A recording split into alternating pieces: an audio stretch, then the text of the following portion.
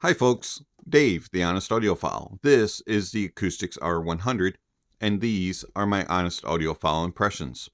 I want to thank Akoustyx for sending over the R100 for review. Do greatly appreciate it. Akoustyx, you rock. Alright, so the Akoustyx R100. This is going to set you back $100 from their bank account. Currently, it's on sale on their website for $55. The Akoustyx R100 is a studio reference in-ear monitor, and it has a proprietary tuned Knowles balanced armature. Impedance is 22 ohms, sensitivity is 115 decibels, and a frequency response range of 15 Hz to 22 kHz. It comes in this nice blue box. Some information on the back, specs, and what accessories are included. Pretty simple on the inside, so we're not going to bother to open that up. What you do get on the inside is some paperwork and some instructions as to how to use the Earfit ear interface, and we'll talk about that here in a little bit. You also get a carrying case. Pretty straightforward. Your IEMs go inside the tray, and then you have two pockets to carry around all of your accessories. You do get foam and silicone tips included, so you get a set of small, medium, and large foam tips. And then you get a pair of small, medium, and large silicone tips, which are pretty much your standard grape shape. And you also get a pair of dual flange tips. And then, of course, you get your R100. They connect with an MMCX cable connection. As you can see, I use the dual flange tip.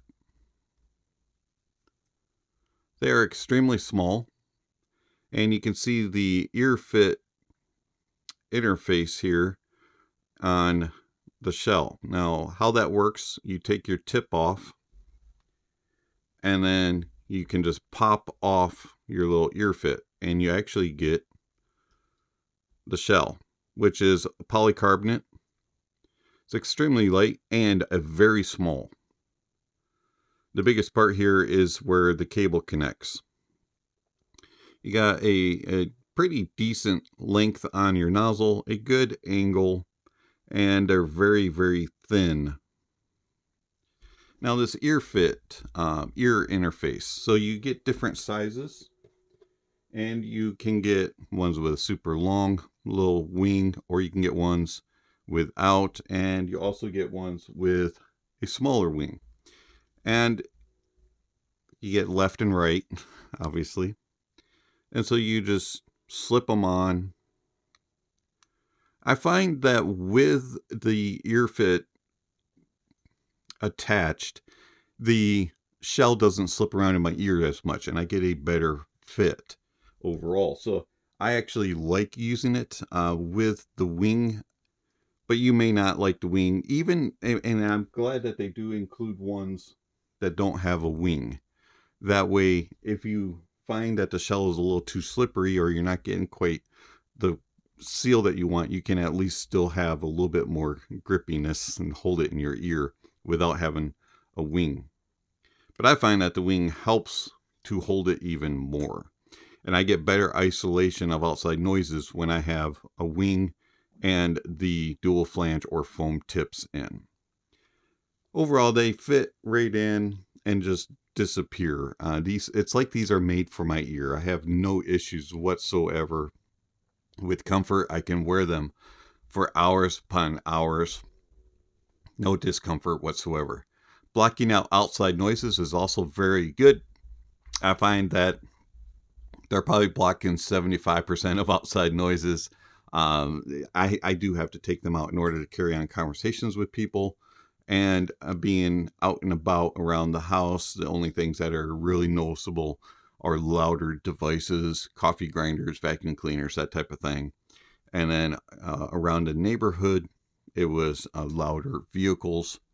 And then using them with the mixing board, the QU24, at the church, I was kind of in my own world. Didn't really hear what was going on around me. I just heard what was coming through.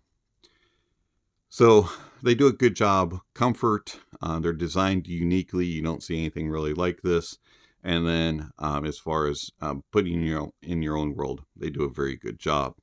The cable is not my favorite. It's kind of got this stiffness to it, and it just kind of loops and tangles. It's kind of a frustration. Always kind of has a little bit of jankiness to it. I find that the R100s are really easy to drive. They are powered by dongles, DAPs, desktop, and mixing consoles with no problem. They're not picky whatsoever of sources, so you're not going to have any issues driving these on any gear. Before we get into the sonic impressions of the R100, I want to thank my supporters through Patreon and YouTube memberships. Thank you very much for all that you give to the channel. It is much appreciated. I know that in these days and times in the world, it's not easy to sacrifice your own personal funds to support a channel or content creator that you enjoy and want to see continue. So thank you very much for the sacrifices that you do make. It is much appreciated. All funds that are provided to the channel do go back into the channel, whether it be to purchase gear to review or purchase gear to use to do the reviews, like microphones and stands and camera stands and all that kind of stuff. Also, it is used to purchase coffee to consume while doing the reviews and other things that go back into the channel. So all funds provided do go back into the channel in some form. If you're interested in supporting the channel, please check out the links down below. There's all kinds of ways that you can contact the channel. One-time gifts with PayPal and Venmo, or monthly support through Patreon and YouTube memberships. Also, while you're checking out those links, don't forget to give a thumbs up or a thumbs down to the video. And also, if you haven't already, subscribe to the channel and hit that notification bell. That way you'll know when the next Honest Audiophile video is uploaded. Okay, so how do the Akoustyx R100s sound? These actually sound really good. I enjoy them quite a bit as a studio monitor. They have a bass that is kind of light on impact, but good with details and resolution. They aren't going to wow you with the amount of impact that you get in a lot of slam and punch and girth. These are a more just kind of, I'm going to give you the quality and the information that you need, and it's going to be just enough to kind of keep the pace and the rhythm, but it's not really going to just drive it home. It doesn't have a lot of authority and power. As far as tonality goes, it's good, and it has nice timbre. It just doesn't really push it, and it's not going to really be a toe tapping type of experience. Mids are a little bit more forward and elevated. This is where the R100 puts its focus, is in the mids and in the uppers.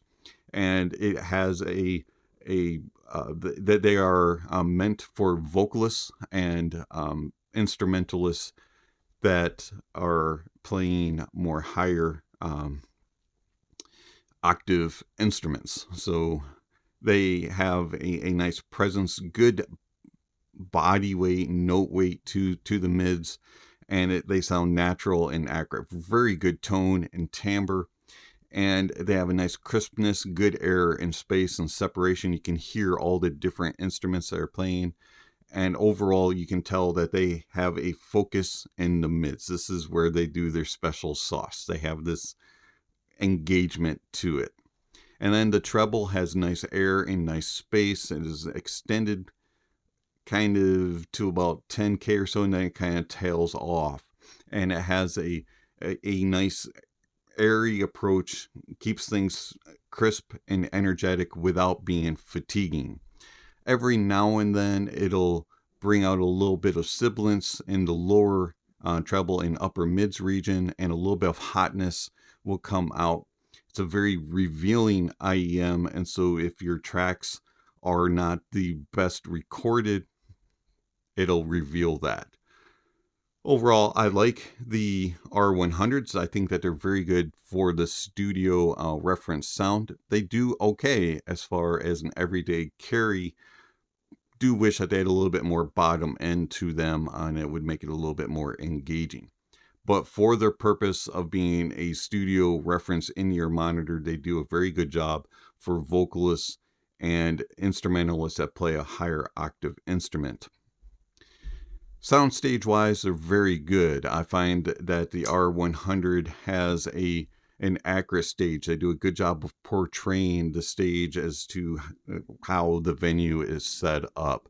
Whether it's small and intimate or larger and more grand, you get that sense of where things are and how big of a space you're in. They do a good job of imaging and tracking things across the stage from side to side. There's no gaps, no skipping or anything of the sort. Depth is okay, and layering is very good. You can really feel how things are cohesive and how that they kind of mold together and meld together and play in unison, and you can pick things apart and dissect where things are coming from. They're not the most precise and accurate, but they do a very good job of placement, and you're not going to be sitting there guessing where things are. You're going to be like, yeah, that's on the right side, that's on the left side. Tone and timbre's good, has a nice natural realistic sound. Every now and then a little bit of BA timbre will come out, especially depending on what source you use, but for the most part they have a very natural and true sound. Detail retrieval is good, resolution is good for the price point, and you're not going to be left behind looking for more details and seeking things. You're going to get what you need, and it's going to be resolved very good. Overall, I like the R100. I think that it's an excellent studio reference IEM, especially for a budget, and if you get them on sale now for $55, they're fantastic. How do they compare to their sibling, the R110? Now, it's interesting because the R110 sounds basically just like the R100. The R110 is a little bit better detailed, a little more resolving, and does have a little bit more natural and accurate tone and timbre. But the R100 has a little bit more of the fun factor, a little bit more of the everyday carry. I find that the R110 is just a little bit more leaning towards the studio, whereas the R100 kind of plays in both fields a little bit. Then comparing them to the CTM CE110. Now the CTM CE110 definitely has more bass and lower mids presence. The CE110 has that authority and that power, and their bass, their focus is for a bassist and a drummer, so they are more impactful in that way. The R100 is more focused in the mids, a little bit more elevated. And I also find that the R100 is a little bit more of an everyday carry versus a CE110, but the CE110 does have more detail retrieval and resolution and a little bit better depth and layering than the R100. So overall, I like the Akoustyx R100. This is a fantastic IEM if you're looking for a studio reference sound, something that can be used as an everyday carry, but really focuses more on the studio. The R100s are a fantastic value, and they're extremely comfortable, and pretty much will fit any ear, depending on what type of tip you use and what kind of ear fit interface you put on it. So the Akoustyx R100, I like these. I highly recommend them. It's been Dave, the Honest Audiophile. Thank you for watching, and I'll catch you on the next video. Speaking of next video, somewhere on the screen, subscription links, notification bells. If you haven't already, please check those off. Don't forget to check out the links down below. There's all kinds of information down there regarding how you can contact the channel, follow the channel, support the channel. Also, there's links to music recommendations and gear recommendations and all kinds of other things down below. And then don't forget to enjoy the music, and that honesty is the best policy.